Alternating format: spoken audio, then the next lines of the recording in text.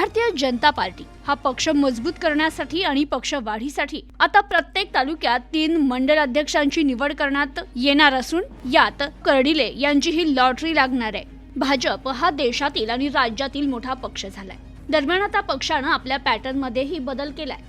भारतीय जनता पक्षाची संघटना मजबूत करण्यासाठी आणि पक्ष वाढीसाठी आता प्रत्येक तालुक्यात 3 मंडल अध्यक्षांची निवड केली जाणार आहे। पक्षवाढीसाठी आणि कार्यकर्त्यांपर्यंत पोहोचण्यासाठी हा महत्त्वाचा निर्णय भाजपने घेतलाय।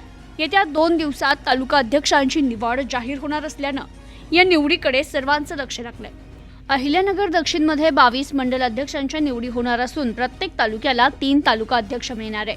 2 गटात 1 तालुका अध्यक्षाची निवड केली जाणार आहे। तर या निवडीमुळे पक्षाची ध्येय धोरणं तळागाळातील नागरिकांपर्यंत पोहोचवणं सहज शक्य होणार आहे। त्यामुळे पक्षवाढीसाठी भाजपला याचा नक्कीच फायदा होणार असल्याचं जिल्हा सरचिटणीस संतोष म्हस्के यांनी सांगितलंय। दरम्यान भाजप पक्षांतर्गत तालुका अध्यक्ष, शहर अध्यक्ष आणि जिल्हाध्यक्ष यांच्या निवडी होणार आहे। या निवडीसाठी निरीक्षकांची नेमणूक करण्यात आली आहे। ते स्थानिक आमदार, खासदार, पक्षाचे पदाधिकारी, सदस्य यांच्याशी चर्चा करून पक्षवाढीसाठी योगदान असणाऱ्या सक्रिय सदस्यांची पदावर वर्णी लावण्यात येणार आहे। तर येत्या 2 दिवसात अहिल्यानगर जिल्ह्यातील भाजप तालुका अध्यक्षांच्या निवडी जाहीर होणार आहे। भाजपच्या संघटन पर्व सदस्य नोंदणी अभियानाअंतर्गत नगर जिल्ह्यातील उत्तर नगर, दक्षिण नगर आणि नगर शहर, महानगर जिल्हाध्यक्ष अशा 3ही पदाधिकाऱ्यांच्या निवडी 15 ते 25 एप्रिल दरम्यान होणार आहे। राहुरीचे आमदार शिवाजीराव कर्डिले यांचे पुत्र अक्षय शिवाजीराव कर्डिले यांना मोठी संधी मिळेल अशी शक्यता वर्तवण्यात येते आहे।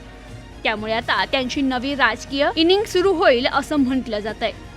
Bureau report, news today 24, Ahilyanagar.